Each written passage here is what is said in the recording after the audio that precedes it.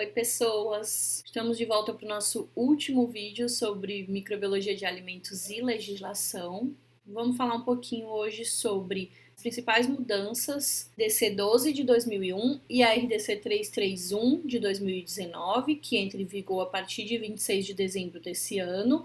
Vamos falar um pouquinho dessas mudanças para que a gente possa entender por que elas foram feitas, em que elas afetam a cadeia produtiva dos alimentos, encerrando então essa série de vídeos sobre legislação microbiologia de alimentos. Então, analisando a RDC-12, que era a legislação que está vigente, mas que já será revogada pela RDC-331 e Instrução Normativa 60, algumas diferenças e algumas semelhanças elas são visíveis, né? A primeira diferença, a gente já falou nos vídeos anteriores, é que essa legislação ela estabelece os critérios microbiológicos para alimentos prontos para consumo. E aí também essa RDC 331 ela mudou algumas outras questões que a gente vai citar agora. A RDC 12 ela trazia como critério microbiológico para algumas categorias de alimentos a avaliação da presença de coliformes a 45 graus por grama, né? Na RDC 331 e Instrução Normativa 60,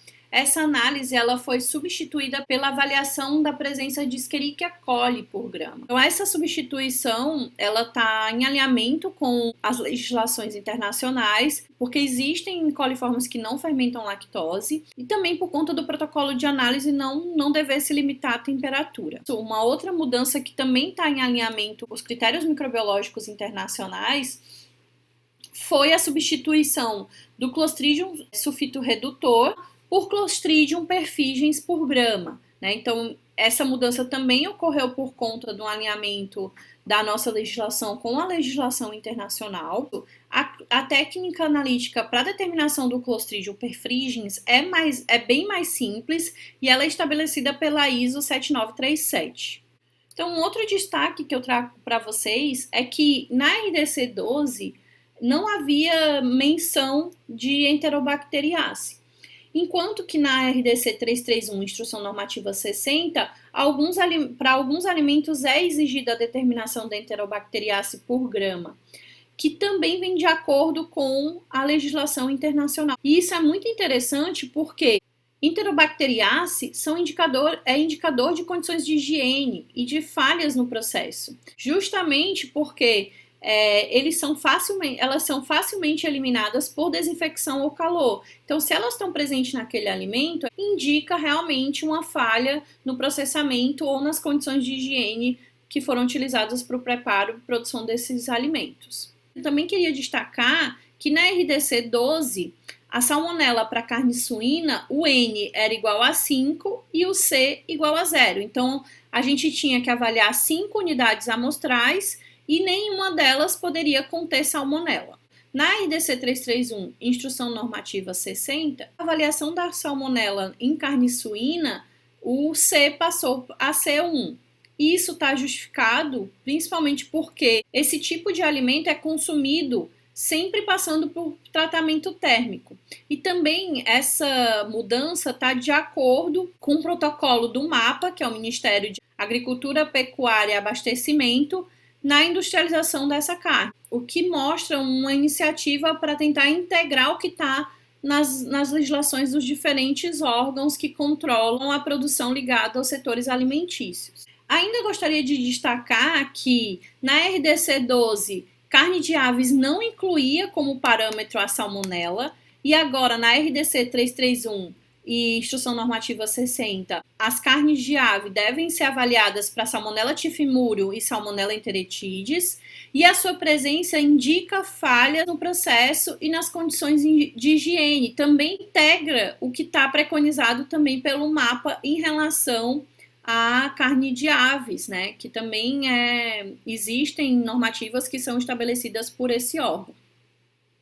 Então, a RDC 12 não obrigava enterotoxinas, né? A gente era avaliado em algumas categorias de alimentos a presença e a contagem de Staphylococcus coagulase positiva, mas não previa a determinação de enterotoxinas. Já a RDC 331, ela prevê para algumas categorias, então tem que tomar bem cuidado e ler certinho a RDC e a instrução normativa para ver quais categorias que ainda pedem Staphylococcus coagulase positiva e as categorias que passaram a exigir também a enterotoxina estafilocócica, numa sensibilidade de 1 nanograma por grama. A explicação para essa mudança está principalmente relacionada com a mudança no perfil de consumo das pessoas. Tem havido um aumento grande no consumo de bases lácteas, como, por exemplo, o whey protein, e esse aumento no consumo acaba impulsionando um maior controle, porque se aumenta o consumo, aumenta também o risco de surto e de contaminação, caso esse produto não tenha o seu processamento bem controlado e fiscalizado. A RDC12 também não apresentava como critério a histamina em pescados, enquanto que a RDC 331, Instrução Normativa 60, traz a histamina e, além disso, ela preconiza que essa histamina tem que estar presente no máximo de 100 ppm em 9 amostras e nenhuma dessas amostras deve apresentar mais de 200 ppm, né?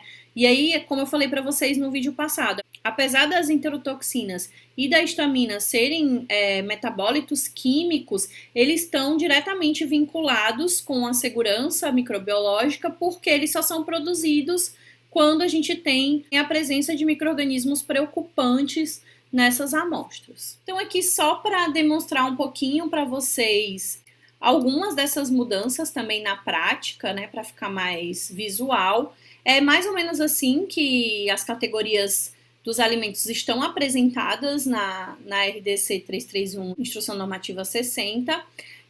Nesse caso, eu também gostaria de destacar que uma nova categoria foi criada, que não estava presente na RDC 12, né? Na RDC 12, nozes estavam categorizadas dentro de frutas. Na RDC 331, agora eles estão dentro de uma categoria específica, o que faz muito sentido. Como vocês podem observar, são vários produtos que na verdade são categorizados, e aí tudo isso estava subtendido dentro da categoria de frutas lá na RDC 12 de 2001, que apresenta no A ali, como a gente pode observar, nozes, amêndoas, castanhas, amendoim, nibs de cacau, sementes comestíveis adicionadas. No B vai coco ralado, farinha, farelo, pasta, paçoca. E no C, barra de nozes, amêndoas, castanhas, amendoim, sementes. E aí a gente pode observar exatamente o que a gente falou nos exemplos dos vídeos anteriores, né? O que para cada uma dessa categoria específica deve ser avaliada. Então, no caso da categoria A, inclui nozes, amêndoas, castanhas, amendoim, nibs de cacau e assim sucessivamente. O que tem que ser analisado? Salmonella em 25 gramas e Escherichia coli em 25 gramas. E aí vocês podem perceber que para a salmonella o N é bem alto. Esse N na RDC número 12 era geralmente 5, agora ele está 10. Então a unidade amostral de cada lote é 10 para a salmonella. E aí, como salmonella é um micro-organismo patogênico, o C é igual a 0 e o máximo permitido é a ausência. Então, nesse caso, vocês veem que é um plano amostral de 2 classes e que, para ser aceitável, nenhuma das amostras pode conter salmonella. Para a Escherichia coli, a gente tem o N igual a 5, então 5 unidades amostrais têm que ser avaliadas, um C igual a 2, Mzinho igual a 10, Mzão igual a 10 a 2. O que isso quer dizer? Que 5 unidades amostrais devem ser avaliadas, dentre elas, no máximo 2 poderão ter limite entre 10 e 10 na 2. Aí aqui eu trouxe para vocês o que a gente estava falando sobre a histamina do pescado, né? Então, os pescados, eles vão ter que ser avaliados utilizando todos esses critérios microbiológicos. Então, vai ter que ser avaliada a presença de histamina, a presença de salmonella, presença de estafilococo coagulase positiva e Escherichia coli. Então, pessoal, era isso que a gente tinha para falar sobre legislação e microbiologia de alimentos. Várias novidades, espero que vocês tenham conseguido acompanhar certinho e a gente se vê em breve. Beijo. Espero que vocês tenham conseguido Espero que esses vídeos ajudem vocês a compreenderem essas mudanças na legislação dos critérios microbiológicos dos alimentos e até breve. E até breve.